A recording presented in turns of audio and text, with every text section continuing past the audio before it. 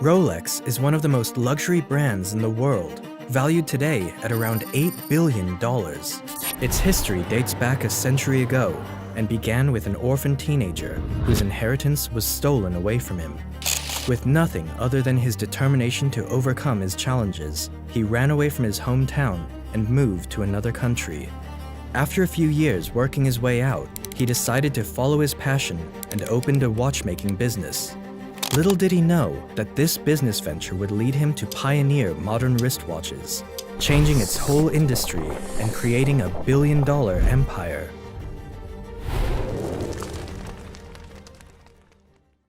Hans Wilsdorf was born in Kulmbach, Germany on March 22, 1881, by parents Anna and Johann Daniel Wilsdorf.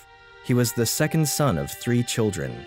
His family ran a fairly successful business that was passed down from his grandfather, selling iron goods, classifying them in the middle-range class. Unfortunately, his mother got ill during the next few years and died in 1892. To make it worse, a year later his dad would pass away too, leaving Hans an orphan at the age of 12.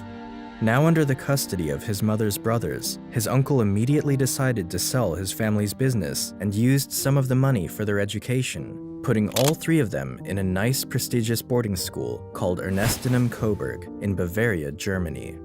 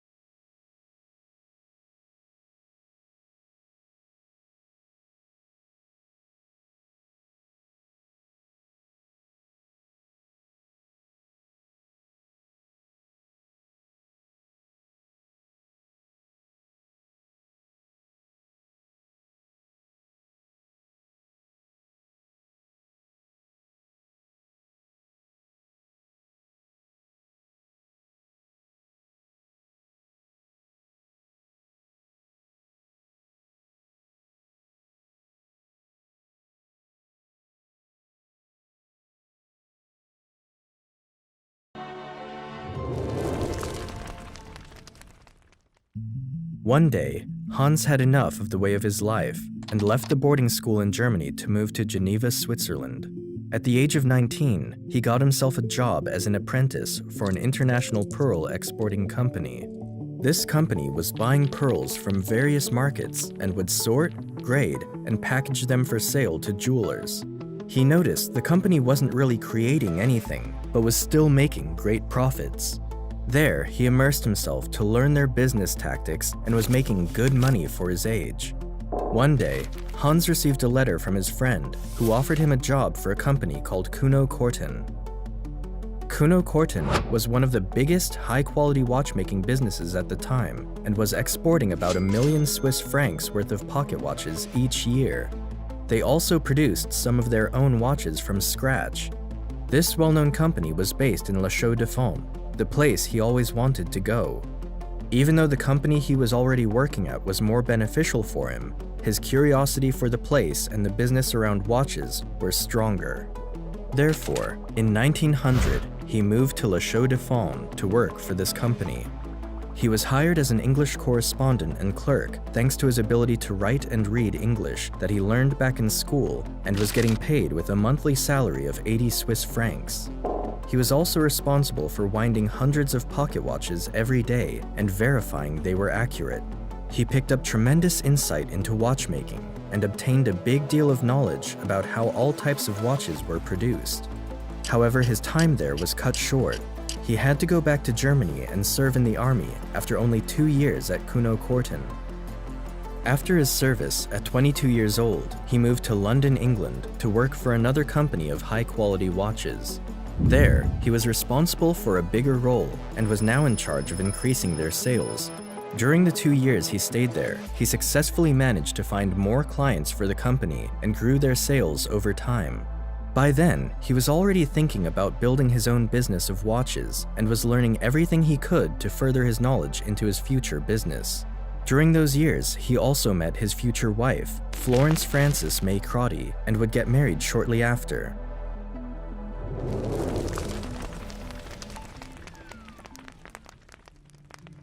One day, Hans was sitting outside with his much older brother-in-law, Alfred James Davis, and talked about life and plans for their future. Hans told him he felt he was confident enough to open his own business of watches, but he just needed some capital. Alfred did have the money and knew how passionate Hans was about watches. Despite being very young, he took a chance on the German and told him he was going to help him on his business venture and was ready to invest his money. They shook hands together, and in 1905 they founded the Wilsdorf and Davis Limited, which would eventually become Rolex a few years later. They partnered up with a Swiss watch company called Hermann Aegler, which was based in Switzerland, and started importing movements from the Swiss country to England, placing them in watch cases. They also opened an office in Bienne, Switzerland, to favor his partnership there. Soon after, they were specializing in the distribution of timepieces at affordable rates. Even though Hans was a lover of watches, there was one major thing he found unfavorable about the watch industry: pocket watches. At the time, wristwatches were mostly worn by women as jewelry and were looked down upon by some, the reason being for not being well precise on the time. These watches were much smaller than pocket watches and consisted of smaller movements, which would regularly make the clock either go faster or slower due to small details in the movements. This was the main reason why pocket watches were more popular at the time and was considered masculine for its bulky size, but for Hans, he mostly found it inconvenient to use. It was a little hassle for him every time he had to reach his hand in the pocket in order to see the time, especially when his hands were busy. Until then, it was thought to be almost impossible to create the perfect wristwatch that could consistently show the exact time and be in everyday use. My personal opinion is that pocket watches will almost completely disappear and that wristwatches will replace them definitively. Hans Wilsdorf, 1914. Hans predicted that sooner or later, wristwatches were going to be the new norm for everybody, and was fully committed to finding a way to create the perfect wristwatch for it. He spent the next several years traveling to many countries all around Europe and met countless watchmakers to discuss about the small details of watches. During those years, he started to release his own wristwatches, beginning the same year he founded his company. One watch after another, he was crafting down on creating a better high-quality and reliable wristwatch for men and women, applying what he learned from other watchmakers from his journey. Soon after, his company began to get some traction, and by 1908, it was one of the top firms in the watchmaking industry in England.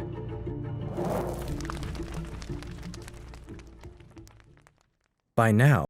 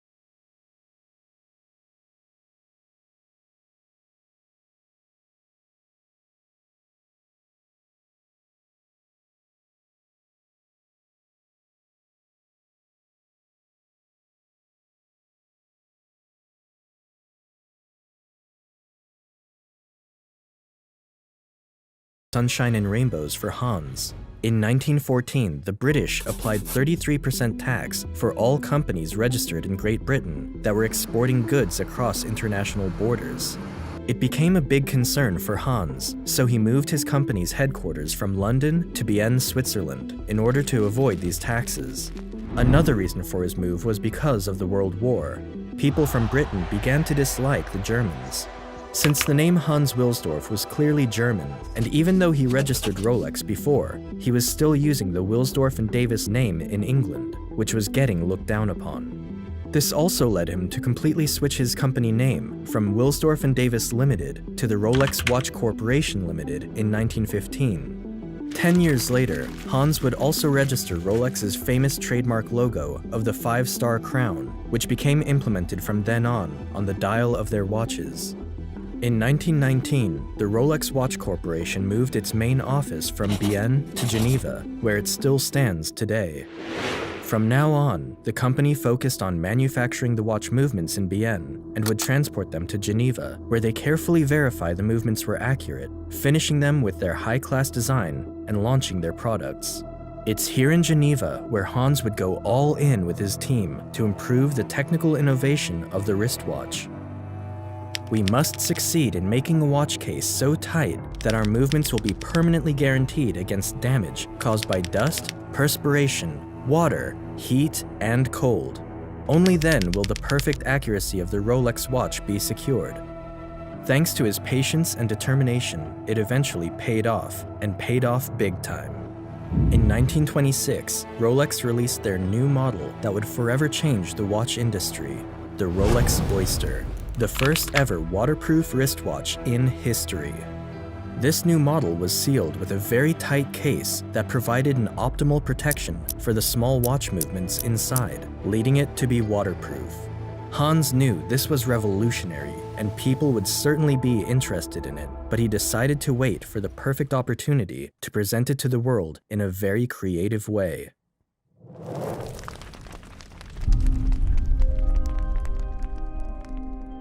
In 1927, Hans heard about a woman from London named Mercedes Gleitze, who claimed to be capable of swimming across the English Channel, a 20.5-mile body of water that separated England and France. People didn't believe her, so she was set to do it again in front of thousands of people, even though the water temperature was much colder. Hans saw the opportunity and encouraged her to wear a Rolex Oyster watch around her neck. After swimming for over 10 hours, she was pulled out from the water after almost freezing to death and made it about 4/5 of the way across the channel. The task was not a complete success, but the Rolex Oyster came out of the water in perfect condition. People went crazy for the watch, and Hans followed the publicity by putting an ad in front of the London Daily Mail newspaper related to the event. This is the point where Rolex rose to international fame as a revolutionary watch. To further the hype, Hans also marketed his Rolex Oyster inside of fish bowls with real fishes in it on the sale display of every Rolex dealership for people to see when they walked by. This genius strategy worked amazingly, and people became hooked on the products. By now, Hans decided to advertise heavily on Rolex, so in 1928, he worked with the top British model at the time, Evelyn Lane, to promote his watches. And of course, there were pictures of her wearing her wristwatch inside a fishbowl. The publicity didn't stop there. In 1933, Rolex Oysters were seen in the newspaper again, related to a flight over Mount Everest, in which the crew members who were wearing their Rolexes were very satisfied to see that after the flight, their watches were still 100% functional.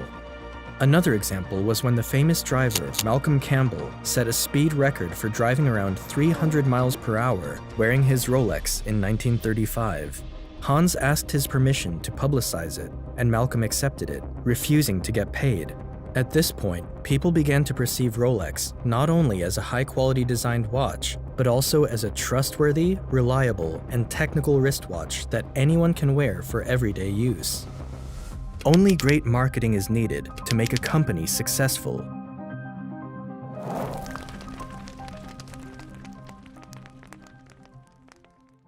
During these times, Rolex continued to fascinate people when they introduced their updated model, the Rolex Oyster Perpetual, in 1931, which was the first ever waterproof and self-winding wristwatch. Its previous model of the Rolex Oyster was a great achievement, but the challenge was that you still had to often manually wind the watch, which made it more difficult because of its tight case. You had to unscrew the Oyster crown first, wind it, then re-screw it again. Creating this self-winding watch was a dream that for centuries people tried to perfect, but none were successful.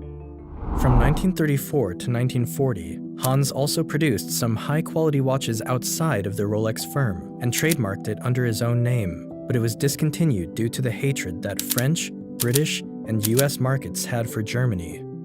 Even with all his achievements, Hans would sometimes struggle to make his way in the market and had to put double the effort to make a successful company due to his German name.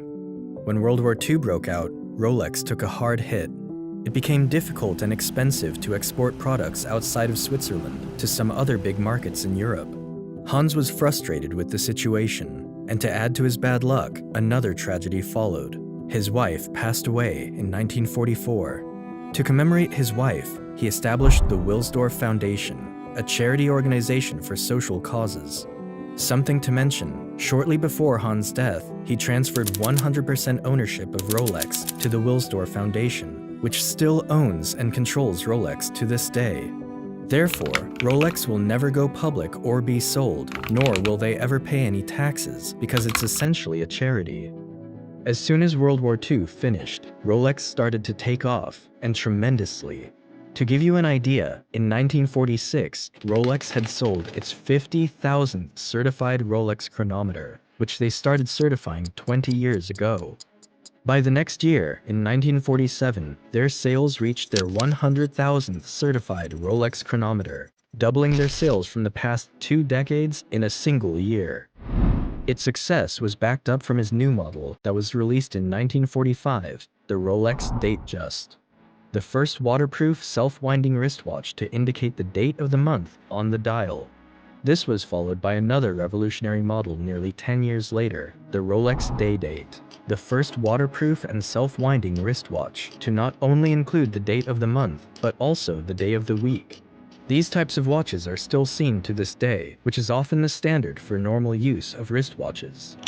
During the 50s, Rolex kept releasing a series of innovative watches. The most legendary one was the Rolex Submariner, introduced in 1953.